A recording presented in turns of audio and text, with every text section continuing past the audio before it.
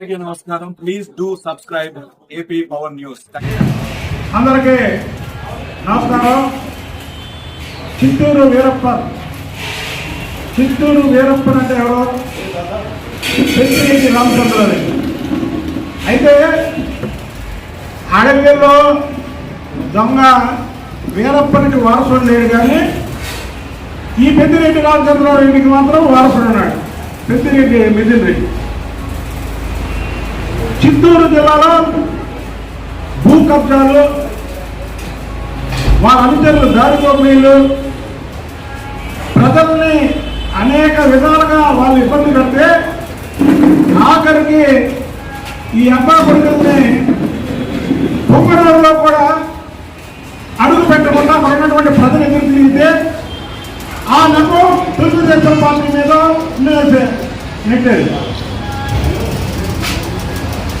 అక్కడ రెవెన్యూ అధికారులు వెళ్ళి ఫిర్యాదులు తీసుకుంటే ఒక్క రోజులో దాదాపు 600 మంది వాళ్ళ కబ్జాల గురించి, వాళ్ళ దోపిడీ గురించి ప్రజలు పిటిషన్ల ద్వారా, రిప్రజెంటేషన్ల ద్వారా వాళ్ళు ఎక్కడెక్కడ దోచుకున్నారు వాళ్ళొక్క పొగోడికే పరిమితం కాకుండా పెద్దరెడ్డి చిత్తూరు జిల్లా వీరప్పలాగా మొత్తం జిల్లా మొత్తం వ్యాపించడం, శ్రీకాళహస్తి కానీ, మదనపల్లి కానీ, తమ్మలపల్లి కానీ, ఇలాగ అనేక నియోజకవర్గాలు అతను ఒక చోట పోటీ చేసి, వాళ్ళ అబ్బాయి ఎంపీగా పోటీ చేసి, వాళ్ళ తమ్ముడు ఒక చోట పోటీ చేసి, వాళ్ళ అనుచరులు ఇంకో చోట పోటీ చేసి, ఇలాగా మొత్తం చిత్తూరు జిల్లాని మొత్తం దోచుకొని వేల కోట్ల రూపాయలు దోచుకున్నాడు ఈ చిత్తూరు వీరప్పన్ పెద్దిరెడ్డి రామచంద్రారెడ్డి. ఎందుకంటే ఆయనకి చిత్తూరు వీరప్పన్ వాళ్ళ నుంచి పేరు. ప్రజల సొమ్ము దోచుకొని ప్రజల భూములు కబ్జా చేసి ఆయనకి అడ్డం వస్తున్నాయని చంద్రబాబు నాయుడు గారిని ఓడించడానికి సవాల్ చేసి 100 కోట్ల రూపాయలు కుప్పం మీద వెళ్తాడు. ఈయన సొమ్ము అయితేనేగా, ఈయన సొమ్ము కాదు, ప్రజల సొమ్ము. 100 కోట్లు వెనుకలడమే కాకుండా చంద్రబాబు నాయుడు గారిని ఓడిస్తారని వీరప్పన్ శబ్దం చేశాడు. లాస్ట్ వీరప్పను ఎవరి చేతిలో ఒకరి చేతిలో అర్థమైపోయినట్టు వీరప్పను, ఈ చిత్తూరు జిల్లా వీరప్పను చంద్రబాబు గారిని ఓడించడం కాదు కదా, ఆ దరిదాపుల్లో కూడా ఆయన వల్ల కాదండి. ఇప్పుడు నేను ఎందుకు చెప్తున్నానంటే ఇదంతా కూడా చిత్తూరు వీరప్పన్ ఆస్తులు ఈడీ జప్తు చేయాలి. ఇన్నాళ్ళు ఏ డబ్బు మతంతో అయితే రాజకీయాలను శాసించడమే కాకుండా రాజకీయాల్లో నిజాయితీగా ఉన్న వాళ్ళని ఓడిస్తానని శపథం చేయడమే కాకుండా ఒక ప్రతిపక్ష నాయకుడిగా చంద్రబాబు నాయుడు గారు పొగనూరు వెళ్తే దారి కాచే రౌడీ మోకలతో, దారి దోపిడీకారులతో ఆయన మీద రాళ్ళు వేయించినటువంటి వైద్యం ఈ చిత్తూరు వీరప్పని. ఇవాళ ఒకటిగా ఈ చిత్తూరు వీరప్పను ఇవన్నీ కూడా బయటపడుతున్నాయి. కాబట్టి ఇతని ఆస్తులు ఏవి కూడా ఇతను సొంతం కాదు. ఈడీ ఎమ్మెల్యే అతని ఆస్తుల మీద, అతని మీద ఇచ్చినటువంటి ప్రజా ఫిర్యాదులు ఏవైతే ఉన్నాయో వాటిని సుమోటోగా తీసుకొని ఈడీ ఈ చిత్తూరు వీరప్పన్ ఆస్తులు జప్తు చేయాలి. ఈయన కొన్ని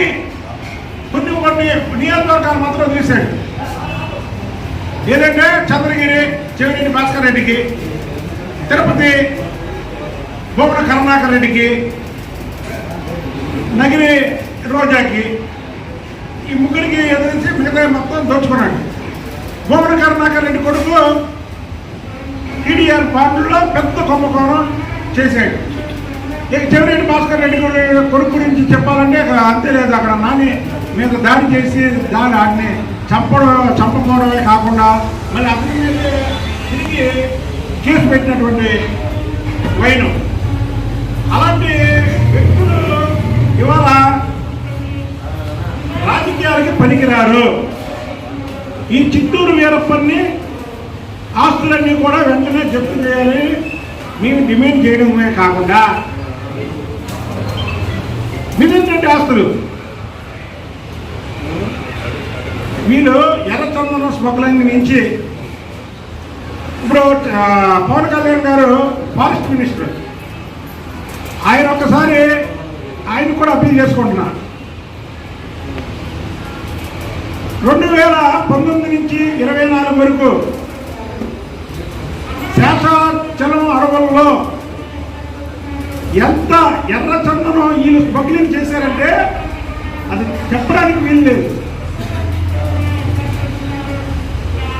అందుకే చిత్తూరు వీరప్పను ఈ పెద్దిరెడ్డి డబ్బు మతంతో చంద్రబాబు గారికి కుప్పంలో ఓడిస్తానని అక్కడ కూర్చున్నాడు. ఈ వీరప్పని వారసుడినేమో పిఠాపురంలో కూర్చోబెట్టాడు.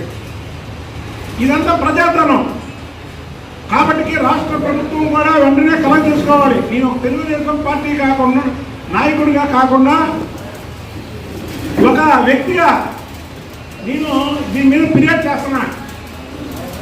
ప్రభుత్వం కూడా చొరవ తీసుకొని వీళ్ళ మీద సిబిఐకి లేఖ రాసి ముందు ఇమ్మీడియట్లీగా ఈ ఆస్తులు జప్తు చేయాలి. అక్కడ ఇచ్చినటువంటి ఏదైతే రెవెన్యూ అధికారులు అంటే ఒక్క రోజులో 500 మంది ఫిర్యాదులు చేశారంటే మామూలు విషయం కాదు. అసలు మదనపల్లి మన రాష్ట్రానికి ఒక ఊటీ లాంటిది. తమిళనాడు ఊటీ ఎలాగో ఫీజు గురించి అని వస్తే నా దగ్గరికి నేను సుజనా చౌదరి గారి దగ్గర తీసుకోవాలి. సుజనా చౌదరి గారికి నాకు ఉన్నటువంటి సంబంధం ఎలాంటిదో చెప్పాను. సుజనా చౌదరి గారు లైన్లో ఉన్నారు. ఈ పాపను తీసుకెళ్తే పాప అడిగింది ఏంటంటే ఫీజు అడిగింది. ఆయన ఏం చెప్పాడంటే అమ్మ ఫీజు కాదు, ఫీజు కట్టే ఫీ అని పిలిచాడు. ఫీజు కట్టేయండి, మాస్టర్స్ చదువుతున్నావా, తర్వాత అమ్మ ఏమన్నారు వీసాకి అయ్యే ఖర్చులు ఆ అమ్మాయికి చూడండి. సార్ మీరు లైన్లో ఉన్నారు, మేము మాట్లాడకండి సార్, నేను వెళ్తున్నాను, మీరు తర్వాత మాట్లాడండి. మళ్ళీ ఫ్లైట్ టికెట్లు అమ్మాయి తీయండి. అమ్మ నీకు అక్కడ 3 నెలలు ఉద్యోగం రాదు, ఆ ఉద్యోగం వరకు వచ్చే వరకు కూడా నేను అన్నీ చేసి పెడతాను. తర్వాత అమ్మ నీకు హెల్ప్ చేయాలని చేయొచ్చు, కానీ నీ కాళ్ళ మీద నువ్వు నిలబడాలి. నిలబడితే నువ్వు పైకి వస్తావు. అప్పటి వరకు ఆ పాపకి ఏ ఇబ్బంది కలగకూడదని అక్కడ చెప్పాడు. ఏది మేము వెళ్ళిందేమో ఫీజు రోజుల్లో ఆయనేమో ఎన్ని చేసి పెట్టాడు. చేసి పెట్టి చక్కగా గంట కూర్చొని మాట్లాడితే మా ఇద్దరికి సుజనా చౌదరి గారి స్థాయి అంటే బుద్ధ ఆయన స్థాయి అంటే చెప్పండి. ఆయనకి నాకు పడకపోవడం దీంట్లో అర్థం ఉందా? ఒకసారి సుజనా చౌదరి గారు కూడా ఆయనకి నాకు ఉన్నటువంటి సంబంధం, ఆయన నాకేం చేశాడో మీ అందరికీ చెప్పాను అంతకుముందే. ఆ పాప మాట్లాడే ముందు సుజనా చౌదరి గారు కూడా మీరు ఒకసారి లైవ్లో మాట్లాడతారు. సార్ ఒకసారి విలేకరులు అందరూ ఉన్నారు సార్, ఒకసారి మాట్లాడండి సార్.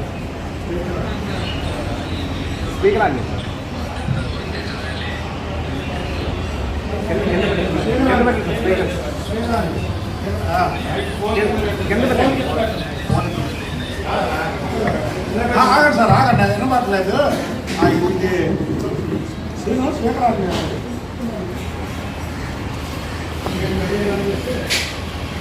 సార్ ఇది కొన్ని గట్టిగా మాట్లాడండి సార్. సార్ కొన్ని గట్టిగా చెప్పండి సార్.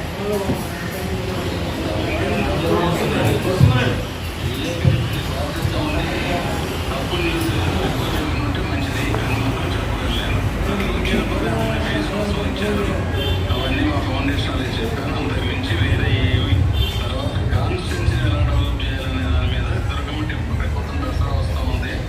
ఆ రోజు అతనికి ఉన్న అనుభవంతో పోయి చెప్పాడు. అంతకుమించి ఏమీ లేదు. కాబట్టి ఇలాంటి తప్పులు రాయబాకండి.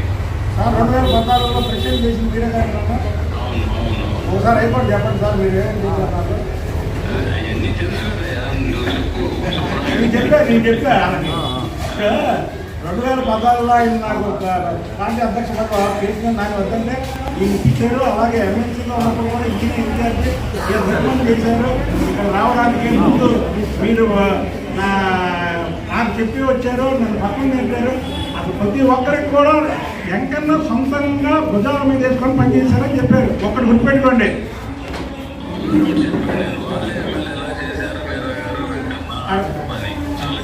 ఇప్పుడు మీకు విలేకరులకు ఒకటే చెప్తానండి, సుజనా చౌదరి గారు అనే వ్యక్తి చాలా ఈ నియోజకవర్గానికి రావడం మనందరూ అదృష్టం. ఆయనకి ఇప్పుడు కాదు ఎవరు వ్యతిరేకం అవ్వరు. ఎందుకంటే మీరు అనుకుంటారు సుజనా చౌదరి గారు హై ప్రొఫైల్ మనిషి అని, చాలా లో ప్రొఫైల్ మనిషి.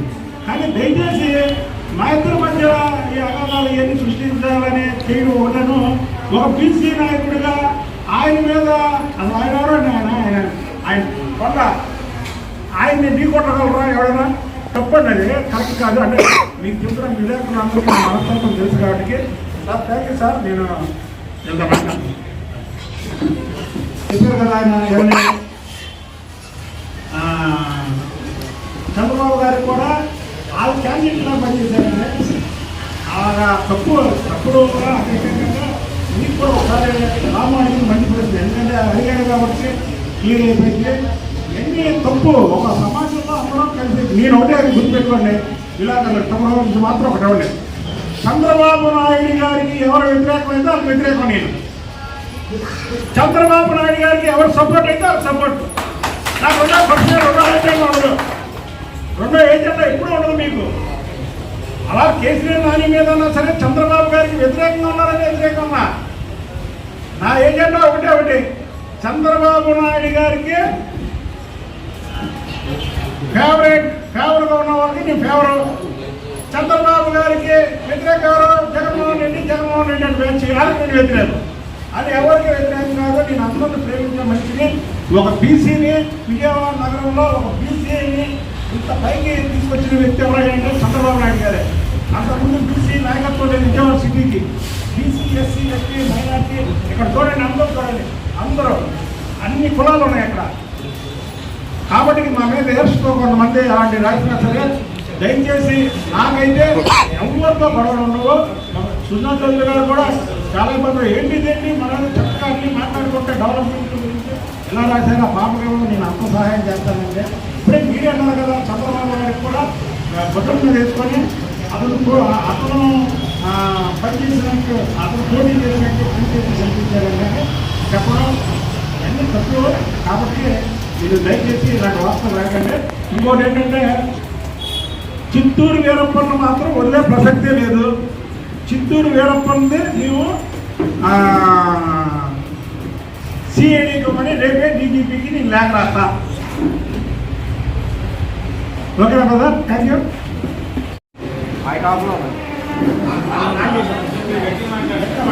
అందరికీ నమస్కారం.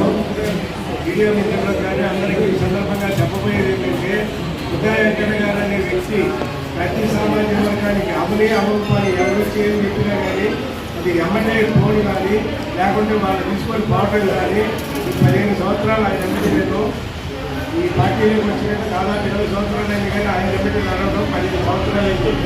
చిన్న కారణాల అన్నీ ఉంటాం. కానీ పార్టీ అంటే అంత అంకిత భావంతో ఉండే నాయకుడు. నేను ఈ సిటీలో అదేవిధంగా సుజనా చౌదరి గారి గురించి మన పాపని తీసుకొని 5 సార్లు ఫోన్ చేశాడు. ఆ పాపని తీసుకొని సిరీస్ తీసుకొని తొందరగా రాసిపోయాను. నేను అక్కడ కూర్చుంటే ఆ పాపకి ఏం కావాలో అన్ని ఏర్పాటు చేయించాడు. అదే కాదు ప్రతి సమీక్ష కానీ చిన్నది పెద్దది ఆయన ద్వారా మేము ఏదో ఒకటి ఏ విధంగా ఎవరికో ఒకరికి ప్రతిరోజు ఏదో ఒక సమస్య మీద ఆయన దగ్గరికి వస్తుంటాము, మాట్లాడుకొని వెళ్ళిపోతుంటాము. కానీ ఏ రోజు కూడా మమ్మల్ని ఇది చేయను అనే పరిస్థితి లేదు ఇక్కడ. పైగా సుజనా చౌదరి గారు అనే వ్యక్తి అధికార పార్టీ వాళ్ళు కానీ ప్రతిపక్షం వాళ్ళతో కానీ వివాదాలు ఎదిగే మనిషి కాదు. వాళ్ళు వ్యాఖ్యానించే వాళ్ళు మేము వాళ్ళు చెప్పినా కానీ ఇవాళ వైసీపీ మీద ఏదైనా చెప్పినా కానీ వాళ్ళతో ఎందుకు నాతో ఏ పనితో చేపించుకోండి పొద్దున్న చేసినాక వాళ్ళందరితో అంతకుముందు వాళ్ళు ఏం చేశారో చేయలేదో నాకు అనవసరమైన విషయం. నేను వచ్చాను ఇవాళ గీసిన ఏమన్నా చేయించుకోండి, నియోజకవర్గంలో ఏ పని అయినా కానీ చేయించుకోండి అని చెప్పడం తప్ప వివాదాలకు పోయే సుజనా చౌదరి గారు ఆయన చూసినకి పశ్చిమ నియోజకవర్గం అంతా కూడా ఒక దాటి మీదకి వచ్చి ఆయన గెలిపించడానికి ఈ సంవత్సరాల నుంచి ఎప్పుడు 47,351 మెజార్టీతో గెలిపించుకొని ఇవాళ అధికారంలో సుజనా చౌదరి గారు ఉన్నారు. కాబట్టి అందరం కూడా మేము ఆశించేది ఏంటంటే ఆయన వచ్చింది కాబట్టి ఈ పశ్చిమ నియోజకవర్గం అభివృద్ధి చెందుతుందని ఆశిస్తున్నాము. సుజనా చౌదరి గారికి ధన్యవాదాలు, ఎక్కడ గారికి ధన్యవాదాలు. మీ అందరికీ నమస్కారం. Please subscribe our channel AP Power News.